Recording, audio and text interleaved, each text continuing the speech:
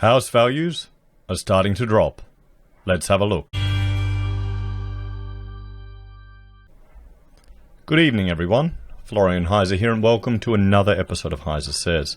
I've got my evening stein of coffee, and I thought we'd have a look at this article written by James Hall from news.com.au regarding, well, the slowdown and the drop in house values. Because, well, how do you think the real estate market is going to go with an entire economic lockdown? I'm sure people are lining up for those virtual auctions, and they're going to jump at those properties right now because it's not going to get much worse in the foreseeable future, is it? If people think prices are going to decline, people are going to hold off on spending. We'll have to see. What do you think in the comments, guys? Let me know your thoughts and opinions. Are you planning to buy property? Have you been holding off and waiting? So the property sector has been plunged into doubt as a huge number of buyers and sellers withdraw from the market with sharp falls expected. Now, doesn't property always go up? You know, well, where are all the people that are commenting that property will always go up? They were on all these videos all the time for months now. What do you think, guys? What do you think? And the black gloves for your inspections, but no masks. House values rose in March as the illness crippled the economy and ground nearly all industries to a halt, but experts are forecasting prices to rapidly slow in the coming months. Now, why did he use the word slow? Is he referring to the growth in it slowing? Or will it decline? Will it decline? The strict social distancing measures enforced by the government to control the spread of the pandemic has caught up with the booming real estate sector, with the number of properties being put up for auction nearly halved in the last 2 weeks. But I bet those auction clearance rates are still going gangbusters, guys. Still going gangbusters. Despite this rapid decline of stock, as well as consumer sentiment falling through the floor, house price values increased over the month by 0.7% according to CoreLogic. So, can we just throw out the CoreLogic data now? I mean, this is ludicrous. How can they be claiming a property price increase when what they need to measure the liquidity of the market. That, I think, is more interesting. To compare you've got the property price increase or increase, but the liquidity. So the liquidity would have just plummeted now. How much harder would it be to shift the property? You know, there's still one across the street from me that went to auction, passed in, never reported, still sitting there, still a for sale sign. Apparently they don't want to sell for less than they bought it for. There you go. It's a liquidity issue. You know, you can put whatever price you want on the property. You can make up whatever valuation you have, but if there isn't a buyer to take it. I was talking to a friend just before, a small business owner, and what he's been doing, he's saying, when times are good, you don't go out and buy stuff. That's when you put money aside for bad times. That's when you get the bargains. That's when people are forced to sell. That's what he's waiting for now. So he's cashed up, he's ready, he's waiting to pounce on opportunities as he sees them. Very smart.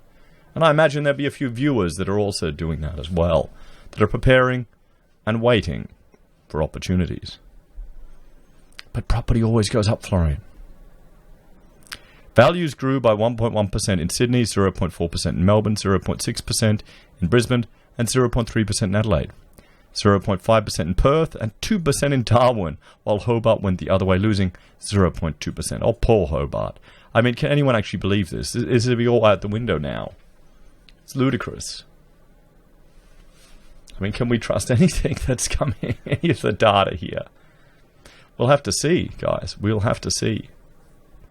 The sector has been on a tear since the coalition government won the federal election last year and squashed the opposition's proposal to end negative gearing and the capital gains tax discount. Now, here's the thing. I've changed my tune on negative gearing because I'm thinking of it now as from a broader economic perspective. I would argue it's part of the reason why, well, one of many reasons, but one of the reasons why it creates incentives for people to invest in property rather than in businesses or in other parts of the economy. Because it's easy, guys. You can buy a property there. It's less stressful, less complicated, and you can write off the loss, write off the return, negative gear it. They should, if anything, maybe make incentives to get people into business. But then you've got to deal with staff. Then you've got to deal with red tape. Then you've got to deal with all the workplace health and safety. You've got to deal with all the employment issues. All those other burdens. If you hire people and you want to fire them, you've got to jump through all these hoops. Because remember, as an employer, you're in many ways given what I would consider parental responsibility of some of your employees.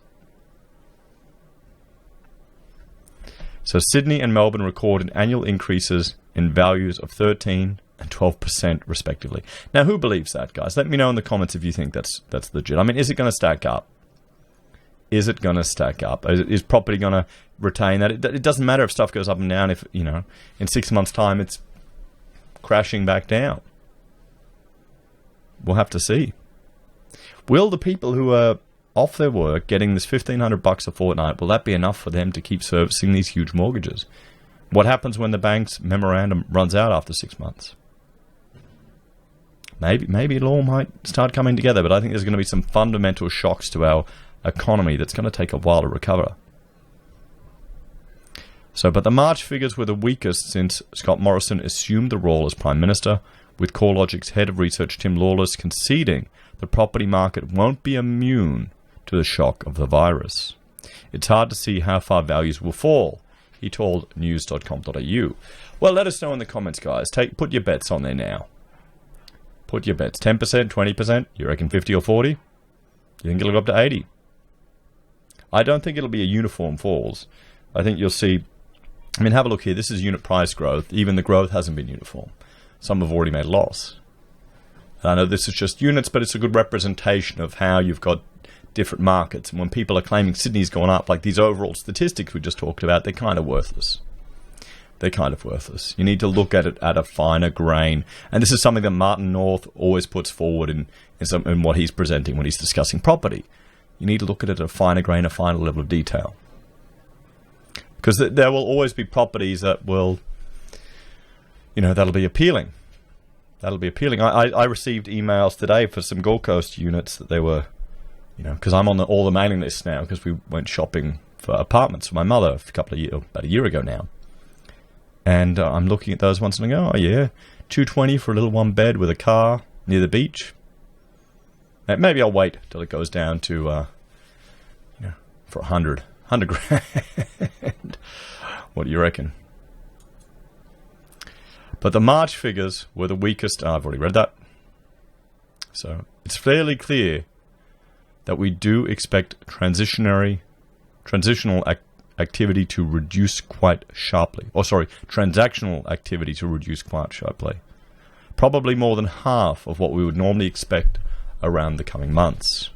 So a 50% reduction in liquidity. Don't tell me that's not going to have an effect on the price. But the impacts on values is far less certain because we do have some insulation for housing markets in the sense that banks have become quite lenient for any borrowers moving into a stress situation if they lose their jobs. See, this is the thing here. This is where all the concerns raised about going into arrears and everything, mortgage stress may be out the window to an extent because the banks are going to make it easy for people. But I mean, it depends. How long can you last? Are people going to take those, you know, leniencies, or they're just going to sell to end the stress? We'll have to see. So here's the ANZ Roy Morgan consumer confidence plunges to 30-year lows at 72.2 confidence. Wow, fell a massive 27.9% last week. Now I've just missed this because of all of the data that was everything that was happening in the last few weeks. So I'll have to look at that. Wow. Look at that plunge, guys. Look at that plunge. Look at that consumer confidence. Now, with this index, 100 is considered normal, you know, average. So there are a lot of pessimistic bastards out there like me now. There are a lot. So the values will begin to be sharply impacted, says AMP Capital Chief Economist Shane Oliver, who pointed to the massive drop in market activity. Property sales are likely to slow to a crawl in the months ahead, and property prices are likely to fall as the illness shutdown hits the property market and the economy, he said in a note. Sellers and buyers are likely to put property transactions on the back burner to avoid catching the illness and in order to comply with social distancing requirements. More significantly, prices are likely to fall as unemployment rises, triggering debt servicing problems for some against the backdrop of very high household debt and high house prices in Australia and depressing property demand even for a while after the shutdowns are relaxed. And this is the thing, they're saying it's going to be continued. Mr. Lawless said the ambiguous nature of the pandemic and the fluctuating opinions of how long society will be in the grips of its outbreak will dictate the market's reaction. Well, here's another thing to consider, guys. Western Australia is doing very well with their containment. Maybe too well. So if the eastern states build up a herd immunity and Western Australia doesn't, that could be an issue with people going from one state to the other. So it's interesting to see how they're trying to deal with it, because there's a lot of potential issues here. There really is. It's not as clear cut as everyone realizes, because, well, it seems they're making it up as they're going along because they're just concerned. They're really concerned. Until we know the answer to those questions, we really don't know what the impact is going to be on housing values, he said. But clearly there will be an instant reaction in terms of the volume of property sales. It's going to fall quite sharply, as will the number of listings coming onto the market. Property values have typically surged high after financial crises. After the Black Monday stock market crash of the 80s, house prices rose by up to 30% in each of the following 2 years once the dust had settled. Yeah, but how much had fallen? And forget about Black Monday. We need to go further back. What happened in the Great Depression? Was there social distancing there? Was the entire economy shut down? No, this is different. This is very different. But as Mr. Lawless said, the unique nature of the cause of this looming recession makes it difficult to expect a similar bounce. Arguably, all the factors are there to see a fairly rapid rebound in the market, he said. You've got extremely low interest rates, and by the time sentiment improves, there will be an element of pent-up demand that's ready to be unleashed. But it really comes back to what is the consumer mindset. And what about global issues affecting the Australian economy? That's something to consider as well. Chances are, as we start to see the economy improving, consumers will still be a little bit rattled by what they've just been through. With that in mind, we may not see the housing market bounce back quite as quick as we've seen over previous economic shocks. So there we have it, guys. I mean, look at that consumer confidence there. That's all we need to really say. And how many people do you think are going to be in a position? Will they be able to service a mortgage with $1,500 a month? Even at these very low rates, even with the banks giving them, leniency. How many people have several mortgages now and they can't evict their tenants? What's going to happen if the tenants just stop paying rent? So guys, it's definitely an interesting time. Let me know your thoughts and predictions about what you think is going to happen. Are you waiting on the wings, expecting property to fall? What are you looking for? What would you like to buy? Do you want a nice little suburban house? Maybe a unit with the water. Or do you want a green change? Space for some cattle, bit of farm, little hobby farm. Let me know your thoughts, opinions, and plans in the comments below, guys. Thank you all for watching. Please like, share, and subscribe to the channel. I've set up new lighting today. Please let me know what you think, if it's improved the quality of my videos, because it's bloody hot, that's for sure. And if you want to support us, there are a few ways you can. You can join the channel on YouTube or here on Patreon, or on Patreon. You can support us by using our affiliate links at Amazon or eBay for your consumer purchases. You can also use our referral links at Independent Reserve or Kucoin for the crypto traders out there. We have merch available from Teespring or the HeiseSays website, pocket squares that you can see behind me. You can donate via PayPal or send us gold via Gold Pass.